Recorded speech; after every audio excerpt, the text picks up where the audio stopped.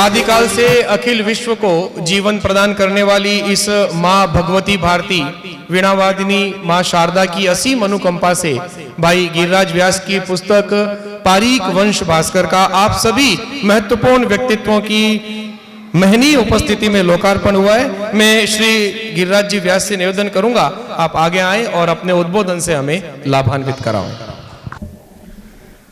ओम स्वस्ति न इंद्रो विदशर्वाः स्वस्ति न पूषा विश्ववेदा स्वस्ति नक्ताक्षरयो अरिष्टनेमि स्वस्ति नो बृहस्पति ददातु। ओम संगच्छध्वं संवद्ध्वं संवो मनासि जानताम् देवा भागं यथा पूर्वे संजानानाम् उपासते।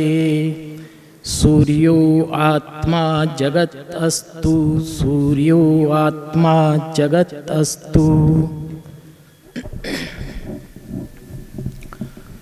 हम सभी की प्राण शक्ति उस परम सत्ता को नमन, माँ गायत्री को नमन, माँ शारदे को नमन, महर्षि पराशर जी को नमन, आदरणीय मंच को नमन, आप सभी की पावन उपस्थिति को नमन। कहते हैं कि जस आखर लिखे नहीं वा धरती मर जाए, जस आखर लिखे नहीं वा धरती मर जाए, संत सती अर सूरमा ए ओझल हुए जाए। जो समाज अपने इतिहास को सुरक्षित नहीं करता, जो समाज अपने महापुरुषों के आदर्शों को रेखांकित नहीं करता, उस समाज का इतिहास विकृत हो जाता है और उस समाज की नई पीढ़ी अपने ही महापुरुषों के आदर्शों से भटककर पथभ्रष्ट समाज का निर्माण करती है। इसलिए यह जरूरी होता है, इसलिए हर नई पीढ़ी का यह कर्तव्य होता है कि वह अपने इतिहास को सुरक्षित करे, अपने महापुरुषों के आदर्शों को रेखांकित करे। और यह पुस्तक पारीक वंश भास्कर इसी कर्तव्य के निर्वहन में प्रकाशित है। मेरा ऐसा कोई सामर्थ्य नहीं, मेरी ऐसी कोई शक्ति नहीं, मेरी ऐसी कोई योग्यता नहीं कि मैं पारीक वंश भास्कर जैसे ग्रंथ का लेखन कर सकूं, प्रकाशन कर सकूं। यह उस ईश्वर की इच्छा है, ऋषियों की कृपा है, समाज का आशीर्वाद है और आप सबका स्नेह है। इसलिए आज उस ईश्वर की इच्छा, ऋषियों की कृपा, समाज के आशीर्वाद और आप सबके स्नेह से प्रकाशित पारीक वंश भास्कर आप सभी को लोकार्पित करता हूं। बंधुओं, कहते हैं कि अरिष्ट नेमि तपस्या में बैठे थे और देवदूत आए और देवदूतों ने कहा कि आपकी तपस्या पूर्ण हो चुकी, आप विमान में बैठकर स्वर्ग चलिए। अरिष्ट नेमि ने कहा कि स्वर्ग में मुझे क्या मिलेगा?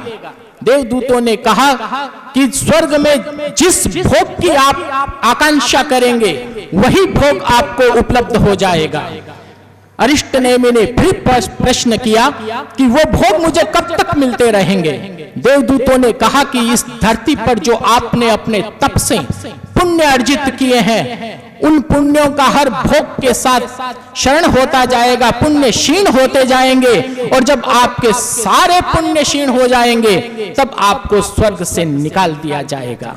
अरिष्ट नेमि ने घोषणा की कि मैं उस स्थान पर जाने से इनकार करता हूं जहां भोग के द्वारा तप का नाश होता हो।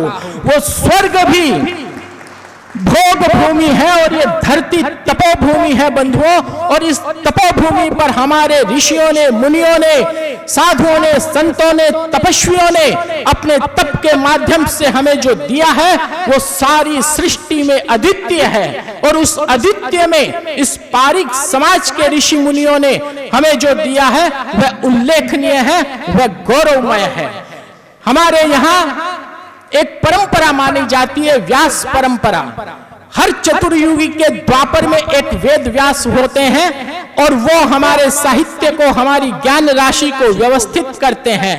यह पारिक जाति के गौरव में एक तिलक है कि अब तक हमारे यहाँ 28 वेद व्यास हुए हैं। उन 28 वेद व्यास में 4 वेद व्यास इसी वंश से हुए हैं और वह भी क्रमशः पिता, पुत्र, पौत्र और प्रपौत्र। वशिष्ठ के पुत्र शक्ति, शक्ति के पुत्र पराशर, पराशर के पुत्र वेद व्यास, लगातार 4 वेद व्यास जिस वंश में हुए हैं वह पारिक वंश है। यह गौरव का विषय है। इसलिए कहा व्यासाय विष्णु रूपाय व्यास रूपाय विष्णवे नमो वे ब्रह्म विदे वासिष्ठाय नमो नमः। वेद व्यास जी को नमन करते हुए उनके चरणों में हर वक्ता नमन करता है और उनकी पीठ व्यास पीठ कहलाती है। जो भी वक्ता बोलता है व्यास जी के नाम से वो पीठ व्यास पीठ कहलाती है। वेद, पुराण, उपनिषद, गीता, भागवत, महाभारत, स्मृतियां, भारतीय वांग्मय का अधिकांश इस वंश की देन है। इसलिए इस प्रकार के वंश का गौरव इतिहास सुरक्षित किया जाना चाहिए। आपने महाभारत का युद्ध हुआ था, सबको मालूम है, लेकिन महाभारत के युद्ध से भी बहुत पहले एक और भयंकर युद्ध हुआ था जो महाभारत के युद्ध से भी भयंकर था। उस युद्ध का नाम था दासराज युद्ध। शायद लोगों की जानकारी में नहीं है, लेकिन वो महाभारत से बहुत पहले और महाभारत से भयंकर युद्ध था।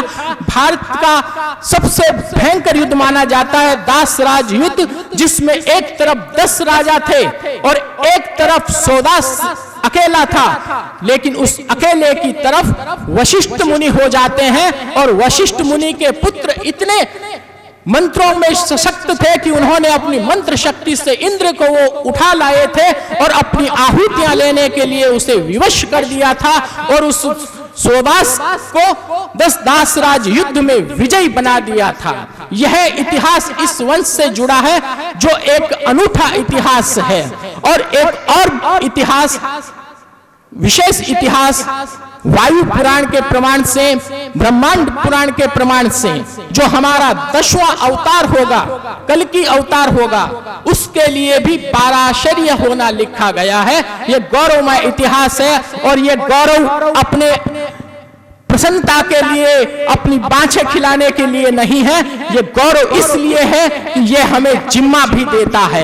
ये वयम राष्ट्रे जागृयाम पुरोहिता, हम इस राष्ट्र को जगाने वाले पुरोहित हैं। इस वंश के लोगों को यह जिम्मा अपने कंधों पर लेना चाहिए और इस राष्ट्र के जागरण के लिए, इस राष्ट्र के ज्ञान में प्रसार के लिए अपने जीवन को लगाना चाहिए, इस ओर बढ़ना चाहिए, अपने कर्तव्य पथ पर चलना चाहिए ताकि संपूर्ण राष्ट्र के लिए विकास का कार्य कर सके, संपूर्ण राष्ट्र की, संपूर्ण विश्व की बाधाओं को दूर कर सके।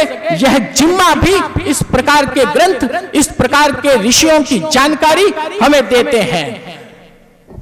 मैं यह कहना चाहूंगा कि पारिक जाति के इतिहास को बहुत संक्षेप में 10-20 लेखकों के द्वारा पूर्ण कर लिया जाए, यह संभव नहीं है। यह एक महासागर है और इस महासागर में जो भी नया लेखक गोता लगाएगा अपने दोनों हाथों में रत्न लेकर के आएगा और इस इतिहास को और समृद्ध करेगा। केवल यह पुस्तक पूर्ण नहीं होती है, मेरे से पहले भी बहुत सी पुस्तकें आई हैं और यह पुस्तक भी अपना एक काम करेगी। लेकिन पारिक जाति का ये महासागर, गौरवमय महासागर, जो आगे जाकर संपूर्ण ब्रह्म परिवार से जुड़ता है, जो संपूर्ण राष्ट्र से जुड़ता है और जो संपूर्ण सृष्टि से जुड़ता है, इस वंश के इतिहास सागर में जो भी नया लेखक गोता लगाएगा अपने दोनों हाथों में मोती लेकर के आएगा। नया नया इतिहास, नए नए उदाहरण, नए नए प्रतिमान लेकर आएगा और उन प्रतिमानों से इस इतिहास को समृद्ध करेगा। आप सब पधारे हैं, मैं आपका बहुत बहुत आभारी हूँ, मैं मंच का आभारी हूँ। आपने बहुत दूरी तय करके अजमेर से हमारे मुख्य वक्ता, हमारे मुख्य अतिथि और विशिष्ट अतिथि लवजीत जी और मंचासीन आदरणीय रांकावत साहब, मंचासीन आदरणीय भाई साहब, मनोहर जी भाई साहब, और आप सभी प्रदीप जी भाई साहब, सुरेश जी भाई साहब, आप सभी, नरेंद्र जी, आपके द्वारा यह कार्यक्रम इस रूप में लाया गया है। और दीनदयाल जी पूर्व अध्यक्ष, गणपत लाल जी, आप सभी का मैं हार्दिक आभार व्यक्त करता हूं कि आपने आशीर्वाद देने के लिए आज मंच पर समय निकाला। और सामने पंडाल में बैठे आप सभी का मैं बहुत बहुत आभारी हूं कि आपने समय निकालकर आज इस ग्रंथ के लोकार्पण समारोह में अपनी भूमिका निभाई है, आपकी अपना समय दिया है। यह केवल एक जाति का ग्रंथ नहीं है, इसलिए सभी वर्गों से, सभी धर्मों से, क्योंकि इस समाज के ऋषियों ने, मुनियों ने जो लिखा है, जो साहित्य दिया है, जो संस्कार दिए हैं, जो राष्ट्र निर्माण का कार्य किया है, वो संपूर्ण राष्ट्र का है। इस समाज के ऋषियों द्वारा लिखे हुए वेद, पुराण, उपनिषद, भागवत, स्मृतियां संपूर्ण समाज प्रयुक्त करता है, संपूर्ण समाज कथाएं करवाता है। इसलिए ये संपूर्ण समाज का है, केवल एक जाति का नहीं। ये संक्षेपण नहीं होना चाहिए, ये व्यास होना चाहिए, पलवन होना चाहिए, विस्तार होना चाहिए। इस समाज के ऋषियों ने, मुनियों ने जो कार्य किए हैं, उन कार्यों का प्रतिफल संपूर्ण समाज को है और संपूर्ण समाज उसका सम्मान करता है। इसलिए ये संपूर्ण समाज, संपूर्ण राष्ट्र की थाती होती है। और आप सबकी उपस्थिति पर मैं पुनः आभार व्यक्त करते हुए अपना स्थान ग्रहण करता हूं। बहुत बहुत धन्यवाद।